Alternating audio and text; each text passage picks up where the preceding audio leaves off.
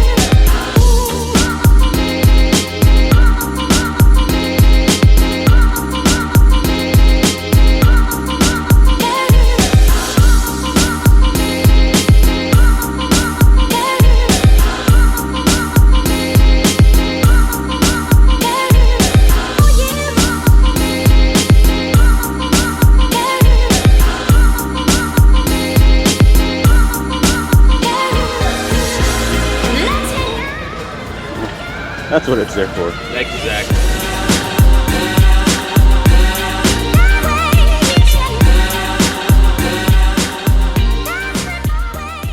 Hey everybody, this is Studio C41 and I'm Bill Manning. Today is day 2 of Imaging USA and I am here with Indie Print Lab, also Indie Film Lab. So Josh, thank you for joining us. Thank you, Becky, man. thank you for being us. Thanks for having us. Tell us a little bit about you guys, what you do for the film community, and I will let you have the floor while I stand here quietly. Nice. Go ahead, you start. Well, we are here at Imaging USA with Indie Print Co. So we are, our sister company is Indie Film Lab, and the print company was sort of built out of the film lab. It's kind of a natural next step, scanning film and producing that physical image for clients. Just naturally transitioned into producing that physical final product. So having the print be sort of the last step that goes to the client, goes to that client's client. Right. So I manage the film lab for Josh, which he started how many years ago? 2011 is when we were kind of kicking around, pulling everything together. And February, 2012 is when we launched. That's awesome. Yeah.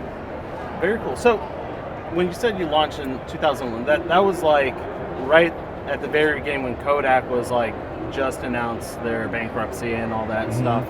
How the heck did you guys survive the downturn of the film industry? Well, what's really interesting is 2010 they kind of consolidated their line to the portrait line. They had the VC and the NCs and all that, but when they kind of what I suspect happened, they were we're making all this movie film, let's make it available to pros and consumers or whatever.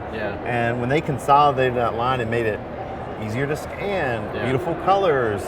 I think what they did, without even maybe knowing it, which I think they did, they're geniuses. Sure. But I think they sparked this oh, wait a minute, there's something else out there that's new and cool and easy to scan. I mean, it scans so great and it looks great. The colors are amazing. So I think that had a lot to do with the spark. Although I know they had and I think what had happened was it almost died. It was and then so many people were we can't let this die. And then people were I'm at the point in my digital career or my digital shooting that I'm what else can I do? Besides filters or whatever, what can I do? And I think it kind of just kind of it's the plane almost crashed. And everybody was pulling no, and then it's and then it just skyrocketed. So I think that's what happened is with the new film, and I mean they made, even back then, they made 800, they made 400, they made 160, they made all these black and white films. So what I think had happened was they had all this stuff, and everyone's man, if we're going to get into this, I need 800, I need 400. I mean, no one else made 800. Well, let me rephrase that. Some people did make 800. Sure. It didn't look as good as what Kodak. So they just had the line. I think they had the stocks to really bring it back. And, imagine if they only had one stock or one black and white. People are there's not a lot of options. There were so many options, and they still have all that stuff.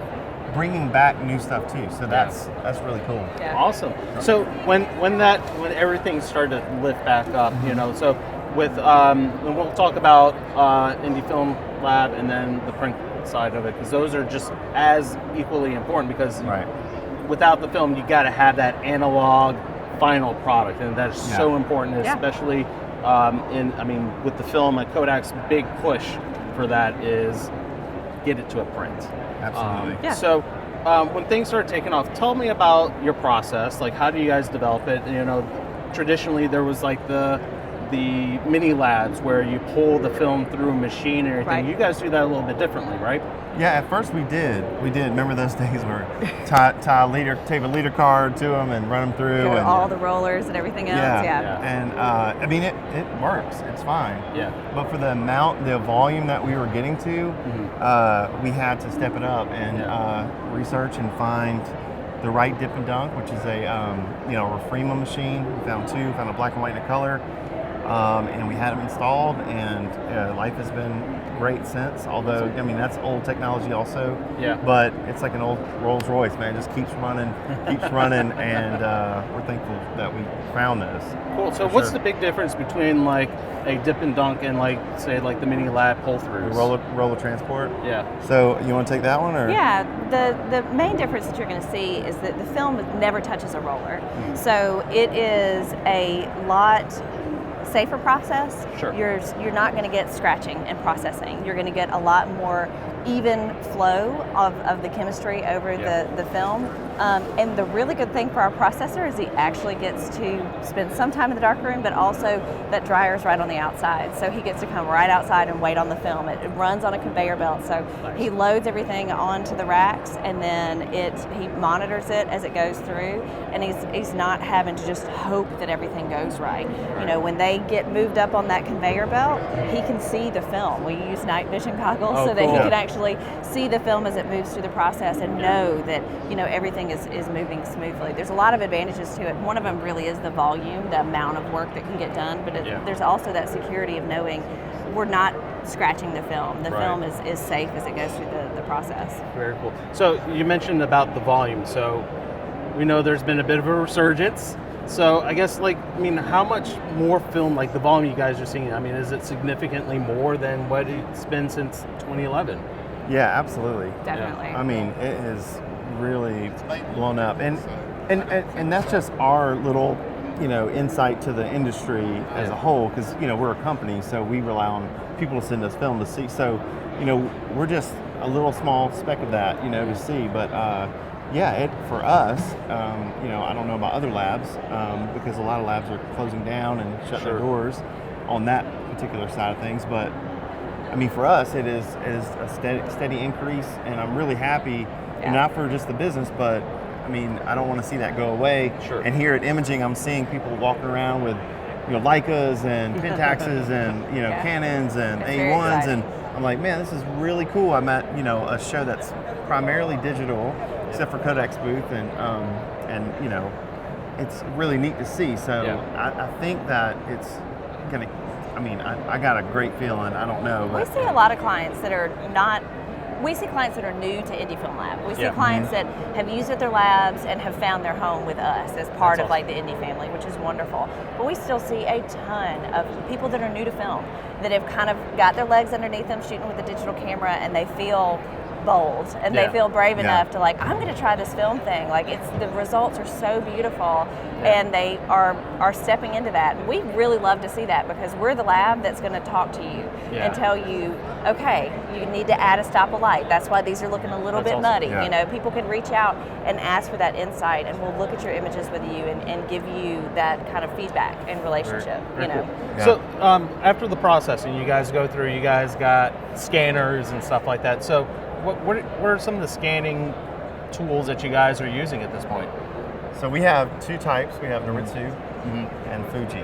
Yeah. That's the only two scanners really available for a mass production kind of environment. So we do use some Paycons we have a company that needs really fast, quick scans of it's like a health thing, kids' eyes or whatever. So we actually still use older scanners for those kind of things that help production, So our goal now is to figure out to future-proof the scanning side. So Noritsu's done. They don't make those scanners anymore. Yeah. Fuji doesn't. They don't make those scanners anymore. So we're kind of like at this like place where we have Noritsus, we have Frontiers, but like the parts are kind of getting I mean, we're fortunate we have technicians who Right. really know their machines, Right. and they can do a lot to them. But there's a limit to that. There's a limit to that. There's a limit to like how much longer Noritsu, Frontier, or Fuji is going to support those machines. Like Right. what can be done to Yeah. like keep them alive. It's hard Yeah. to realize that the tech is like almost 20 years old. It's I crazy. mean, it's amazing that. I mean, it's a testament in itself that the equipment is lasting that Incredible. long. But I mean, like you said, the Noritsus are like a unicorn out in the film Absolutely. industry. So Absolutely. I totally understand. you have to search far and wide to get them. Trust me. If somebody wanted to start a film lab today, and they ask, hey, what's the biggest challenge? It's that. It's the software, the hardware, finding the scanners in good condition, finding the carriers in good condition. So it's not just the scanner, it's the carriers that run the film through. They're really, really like advanced. They have sensors all through it. Yeah. Trust me, there's tons of sensors in that thing that can go out. So there's like, they're very advanced, like crazy advanced machines. And that's why they're super expensive. We bought one, I think we bought the last one new from Noritsu in like 2013 or 14, and it was $30,000. Wow. So brand new, everything's brand new, under warranty. And it was, that's expensive, that's very expensive. But what it does is incredible. Yeah. You have a whole new respect when you go, fooling around. You're like, whoa, okay, this thing's serious. Yeah. And it's made for production. It's made for fast. It's made for accuracy. So it does its job. But it's old. Yeah, it is. So I help out at Dunwoody Photo Okay. myself, and so we're on Frontiers, and Okay. there's always some event that's happening, Yes. and so because it is old tech, we can't find it anymore, and scanning is getting. Is a very important component, as you guys know, and everything. So, I mean, have you guys looked at like options for future-proofing scanning for filming? And Funny stuff you like say that. Really? No, so that's kind of been like my mission for a few months now. Yeah. And it's kind of getting psycho. But I've called Black Magic. They have the 35 scanner for movie film. Sure. I could go put that on my wall and scan movies, but I don't do that. So I called and was like, can you like make this for like because if someone's putting the technology into that and putting the R&D into that, make one for us. I mean, that's kind of like, make one for labs. So I kind of like got them on the phone and trying to hound them, and so I'm trying some other things too, and I'm still, it's like a science, like a for real, like in science class when I was like younger, I didn't do any of this. Like I was just like, I don't know, I'll make a volcano, I'll blow something up, I'll get an A. Now I'm like, oh, okay, now this is what a science project is. Yeah. I'm doing all these little tests, all these little things to like really, really like nail down, because the heart of what we do is analog to digital conversion. That's exactly what that's all we do. Yeah. We convert analog to digital. Yeah. So that conversion process is so important. Sure. And if you ever taken your phone and taken a picture of a negative, C41 negative, and go into Photoshop and invert it, it doesn't look anything like what you want it to look like. Right. So there's all these curves and levels and everything you have to do to each channel, and it's all software based. And after you fool with that for a little while, you realize Noritsu is like a godsend for what we do, and Fuji Frontiers. Just too bad they don't make them anymore, and they're really, really hard to find, and some of the parts are hard to find. So we have to future-proof this.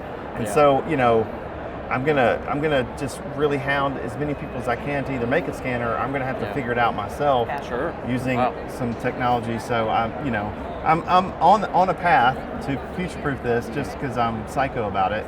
But it's fun to learn that analog to digital conversion process and all the technical, not just like, man, I want to shoot film, man, look pretty. It's like there's a lot to it. Deeper understanding of what those machines are actually doing. The interpretation that they're taking from that negative, and then what it's presenting, and then obviously we're doing corrections on top of that to get it exactly where the client wants it to be. But there's a lot of work that happens in scanner. Yeah, after I like fooled with it for like a week or two, I like went over to the Noritsu and I just like wanted to hug it and was like I appreciate it. I was like, I know now the hardship, like the people that went into making that, like, oh my God, I want to just like hug them and be like, how did you do this? You're a genius. Like the consistency, Yeah. like what it can do and how fast it can do it. Yeah. I'm like, at first I was like, man, they overkill. This is like overkill. It's like shooting a squirrel with a bazooka. But now I'm like, oh, okay, I get it now. Okay, I'll back off because like that seriously is insane. Like what it actually does and how fast the conversion is insane. Yeah. So yeah, it gives me a deeper understanding, and it makes me want to push forward with like other companies or something we come up with, or some crazy concoction. But if not, I mean, what's next? Sure. All the scanners go away. People aren't going to shoot film. They have to have that digital file. That's just the world we live in. Right. And that's why the Printco, all these are filmed. That's fantastic. And they're all really awesome. And they, Noritsu and Frontier are doing their job. I mean, they're beautiful. Yeah. Like I said, they're kind of like dinosaurs right now. Healthy dinosaurs. Yeah. But you're not going to find a lung from a Tyrannosaurus. Fair enough. Well, do you see any dinosaurs today? Tim just threw a whole. Oh! Tim just threw a whole pro pack of film. Hey Tim, come here. Come, join us. I did crash that interview, didn't That's the I? first time I got to see you, man. Yeah, I know. How you doing? How are you, dude? Good, doing well, thanks. So Yeah. that's a win right there. Yeah. They processed a lot of that stuff. Yeah. How you doing? I was gonna come see you so we could put it in Yeah, here we just put it in the in our film film case. Yeah, there you go. Very nice. Very nice case. So we're just talking about the hardships of scanning and the yeah. hardships of finding like parts when things break down. So Yeah, no, for sure. so just make a scanner. There you go. We You're figured seeing it it out. happen. Yeah. We figured it out. Tim, make a scanner. Make a scanner. Boy, pressure. Passing the pressure. buck. He's like, we did. We made a few of them. Yeah. Yeah, we did make a few scanners the Yeah. other day. But yeah, that's definitely a challenge as the film equipment matures. Finding parts is definitely a challenge. No doubt about it. Yeah. You got to have all those fingers, Oh yeah. reaching out all over the world, actually. Yeah. That absolutely right. Yep. So anything else going on? Just doing an interview about the lab and just talking about hardships and fun times and the growth of film and The growth of film. you guys. Yeah, the growth of film really is, we're just seeing double-digit growth year after year. That's awesome. And we're selling everything that we're making. So it's just, Must be rough, man. it is rough. It's like processing everything you're getting. Yeah. Because there's bottlenecks along the way. Oh, we know about bottlenecks. Yeah. So, We almost changed the lab name to Bottleneck Lab. We went, yes.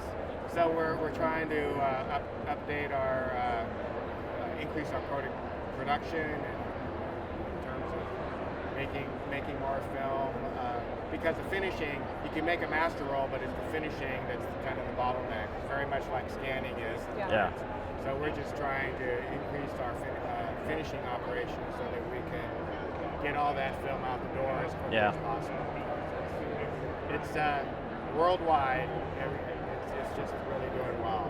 This renaissance is really rings true. For our film, analog film business. For sure. It's real. yep, it is. It's really Yeah. cool. Too. Yes. Very cool. Well, I'm going to be interviewing you later, so don't go too far away. I gotta go. As they say in the South, I gotta go. I gotta go. So I'm just gonna back out of this interview. Aloha. Hang loose. We'll see you later, Tim. Thanks, Tim. Best interview crash ever. Ever. Yeah. Yes. You're gonna crash Tim, an ready to interview go. and we'll Yeah. also film at somebody. I love that guy. Yeah. So, all right. So we're going to change gears back up from that awesome interruption, and that totally. No, honestly, Tim, it's okay. It's so cool. So we talked about the processing. We talked about the scanning. Yeah. So we talked about the processing. We talked about the scanning, and so we're now on to the third step, and that's the printing process. So we have Indie Print Company. We have Indie Print Company here. So tell us about the stuff that you're printing on and what kind of paper, and so let's dive into that. Well, when I first got into printing, I think this was like '08. I can't remember. I remember being not too far into like photography career and saying, I want to print my own stuff. I don't want to send it somewhere. Sure. So I learned a lot about like the printing process and like what you can print on, like alternative papers instead of just just the standard photo paper, which is fine. But I was like, oh, what else is out there? I'm always like digging, like what can I do to make my stuff stand out or just me be happy with it. Sure. So started printing on Hahnemuhle fine art paper. Very nice. Back then, haven't changed paper. I've used the same paper for that many years. I know it. I know the color it's going to give me. I know everything about it as far as like any color. I know what it's going to look like on there. I know how it's going to change from my screen to that. Yeah. And so I'm just really happy with that paper and their whole line. I printed on almost all their papers. But we ended up with the etching paper and the 310 bright white. And, like Jackie was saying earlier, it's just that next step. Like, I don't want, hey, you're on a shoot, you got your film camera, you load it, you meter, you do all this work. For what? Just Instagram? No. All right. We work hard to put that on a wall. Yeah. This is my opinion. I think it's a shared opinion. I think a lot of people are like, how I need to get it on a wall. I need to get it on a wall. Off the device. Off the device. In your hand. Right, yeah. In your face. Right. Every day. Yeah. Right. So, we were like, we need to offer this to the indie clients. We need to show them that there's other paper out there, there's other options, there's other ways to display your stuff. Yeah. Whether it be in a leather portfolio or on the wall or in a frame. So this year we're offering frames to make it easy for someone to say, hey, here's my file, just send me the final thing and I can just hang it on the wall. Fantastic. And so the past year, we've been working on ways to how can we make it fun, or our ordering process is all on our website. There's no alternative software. It's so we're just trying to make it easy for people to do this. Sure. And now when you're the experience that you would want if you were the client. Right. Exactly. And I feel like that's what we benefit from, is when you kind of get possessed by a problem and are trying to find the solution to it. We all benefit from it. Sure. I mean, that's where the film lab came from. That's where the print company was sort of born of, was that trying to find that solution. Yeah, absolutely. Very cool. So let's talk a little bit more about the print. So these are G-clay printing. Yep. So how is that different from the traditional silver gelatin and the RA4 stuff? So that those are light sensitive papers that run through a machine that a laser writes the image onto it, goes into chemicals, lot like film. Yeah. And these are ink on paper. So and that's why I really like the Hahnemuhle cotton photo rag stuff. Yeah. It's not like ink sitting on top of the paper. If you look really, it's actually in the paper. It's really neat. Yeah. Yeah, it's got so much depth, and you can take that. Not that I would recommend this, but I've taken a print and dipped it in water to see if the ink would just run off, and it does not at all. You can let it dry, and it looks the same. It's a little wavy, but sure. So I was like, okay, these are very they're very. It's embedded into the paper. It's embedded, yeah. And so, and they look. To me, they're some of my favorite that I've printed. This is all I personally print on, is this paper. And so, it's just opposite of light sensitive in a dark room or light sensitive in a machine. It's just ink on the paper. Yeah. And when they first started out, it had I think a negative kind of vibe because it didn't look great at first and the colors were all kind of weird, but that was a really long time ago. Now, now they look, I think they look great. The color gamut's there. I'm really happy about it. Fantastic. Yeah. They're delicate though, but they're beautiful. Yeah. Awesome. Well, the images on here are just absolutely beautiful, and it's very cool to see. It's all my work. These are all mine. Wow. No, there's some really killer photographers. Yeah. And these were all on film too, right? All these are filmed. Yeah. Wow. All these are filmed. Yeah. Fantastic. Yeah. There's some great people that let us do this, and you can name them all off if you want. Well, so how do people find you guys? I know you guys got the Instagrams. Do you guys have a live journal or anything along those lines? Live journal? No. No, MySpace? MySpace, Yeah. definitely. Wait, what? So What's how live we- journal? Tell me about that. Oh, Tell that me was about way that. back. I don't even know what that is. That was like I blogging. was like live journal. Oh, it was a joke. You made a joke. Yeah, it was Okay, a- I was like, is this something new I don't know about? No, it was way Let's back. bring it back. I want to do it. So how do we find you guys? So indiefilmlab.com. Our Instagram is indiefilmlab. We don't do Twitter so much. I'm not good with the words. It's toxic. I mean, we're an image-based business, so Sure. Instagram was definitely a natural fit. So. Absolutely. I don't be talking too well. Indie Film Lab on Instagram, Right. and indiefilmlab.com, Indie Print Co. Yeah, indieprintco.com, indieprintco on the Instagrams. That's how you find us. We don't have a shop. I mean, as far as like you can come in. We're not like a storefront. Sure. We just get mail-in stuff, so everybody just ships their film to us. Cool. And if you're ever in Montgomery, stop by. Yeah, say hi. Yeah, definitely. Very Definitely. cool. All right, so people can ship the film to you. Do you guys have like a printout of like forms and stuff that they can send to you guys? Yep. Online and everything. Yeah, on the So, website you can find an order form and all of our like pricing information, everything is there on the website. You can download an order form and you ship that in with your film. And when it arrives to us, you get a check-in email, and then it just starts its life with us there in the lab. It goes through processing, scanning, corrections, all that good stuff. We are working on the new website with the capability of ordering everything through the website. There's no order forms anymore. Wow. Do not call and ask when that's going to be ready. Do not do that. I only mention it because I think it's going to be really fun for a client now to go and see, like, not just like, oh, let me pick what film and all this, but like maybe even little blurbs of like, oh, it's this film. Think about shooting it this way, or like, here's how we recommend it. So there's a lot of like informational kind of things that we want to do with the ordering process, a little more helpful for new people that are new to film. So yeah, it's just exciting for me because something that's helpful. Also, it's fun for someone to order that way, and it's going to help with the whole production thing. I'm really excited about it, but it's going to, no telling when it's going to happen. So. Awesome. Well, can't wait to see this new stuff that you guys are working on, and awesome that you guys are such a huge part of the film community. So thanks for having us, man. Thank so you until for then, That's great. Thank you. We'll try to catch Tim, and thank you for joining us. All right. See ya.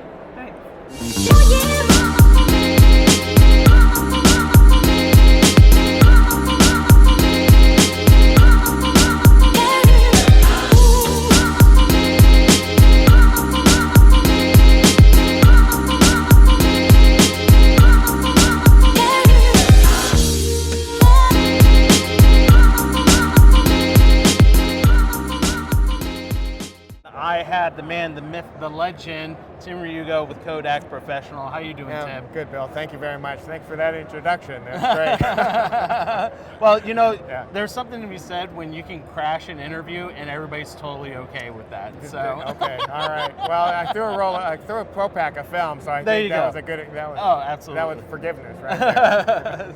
So we have some amazing film here. You guys have made the gold standard today in this resurgence as far as the color film and everything. And we're going to be talking about, this guy right here in a little bit. But I just want to kind of hear how have things been for 2018 for you guys, and what's it look like coming down for 2019 for you? Yeah, 2018 was beyond our expectations in terms of how the growth of film transpired through the year, because we were already selling everything that we were making in our stocks of Portra 160, 400, and 800, Ektar, and so the film demand was already rising, and then to introduce P3200 and Ektachrome this year just put us over the top in terms of how the business went for us. 2018 was a very good year for us, no doubt about it, because the demand for film continued to be steady and increasing over time, worldwide. Yeah. P3200, I mean, it's kind of funny because everybody was waiting for Ektachrome. P3200 was like, nobody was expecting that. I mean, the announcement came out, and then everybody said, "Well, when is it coming out?" He said, "Well, it's already going out to distributors now."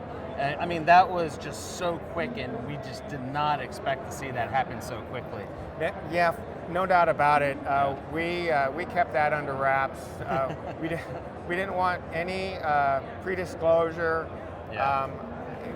We didn't want any of that. We just wanted to have that product in our warehouses, so when we announced it, it was ready to go. Yep. And the dealers and the photographers did not disappoint, because as soon as we announced it, it went on back order. It just automatically went on back order. Yeah. And the demand, probably over the first couple of months, we sold what we may have expected to sell in a year worldwide. So it was just, again, an overwhelming response by the photo community, for sure.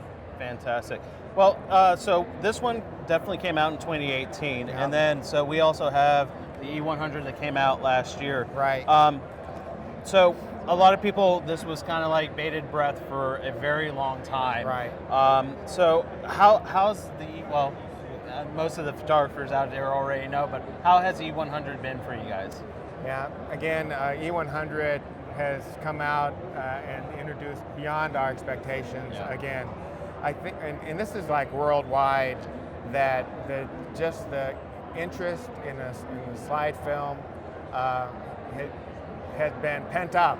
It's been pent up for a while, and so to be able to bring it back in the way we did, even though it took a long time, the reason is that, you know, manufacturing, when you make an Ektachrome film, you have to coat it, and then it has to cure, and the emulsion has to harden, much like maybe a wine or a beef has to cure and mature.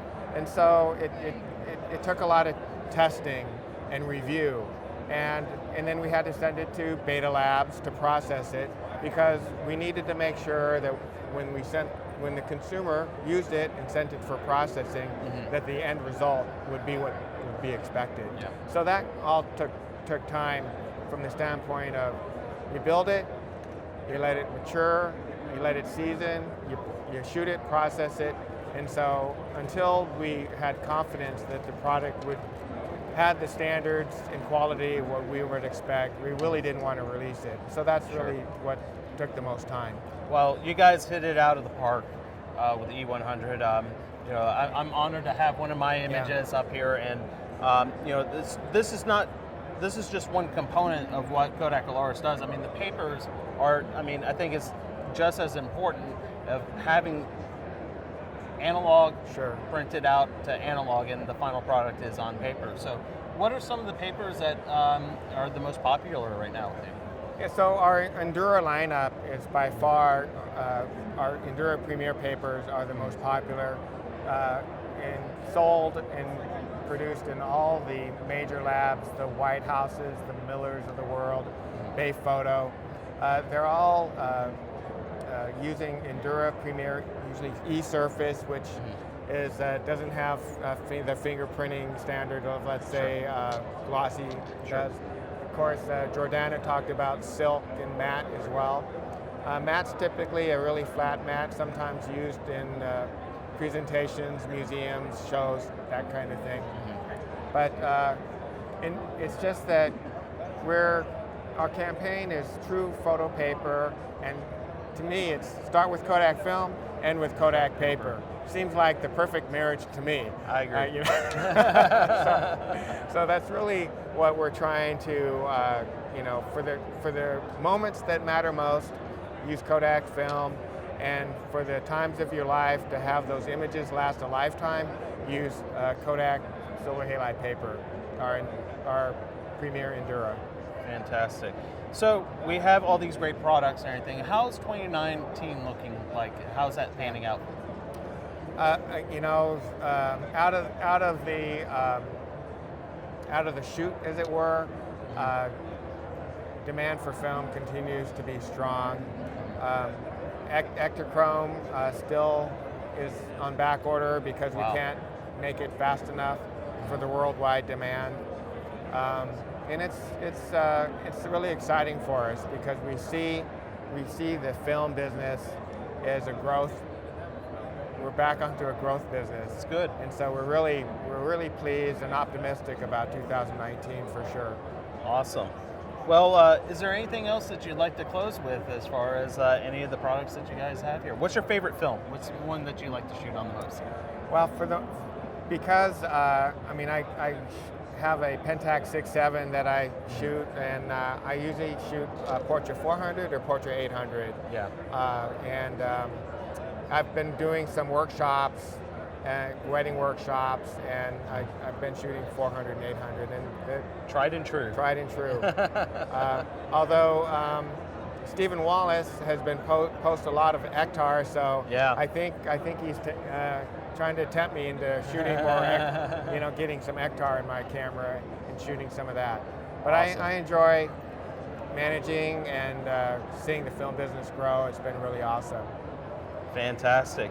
Well, I think that's going to wrap it up for this interview. And thank you again, Tim, for taking a moment out of your Sure. super busy schedule. I mean, the lines have been crazy with everybody. I mean, we see some kids right Yeah. now circling around the table for Right. some free films. So Right. this is fantastic, and congratulations. Thanks, Bill. Thanks right. for having me. Appreciate Absolutely. it. Have a good one. Yeah, take care.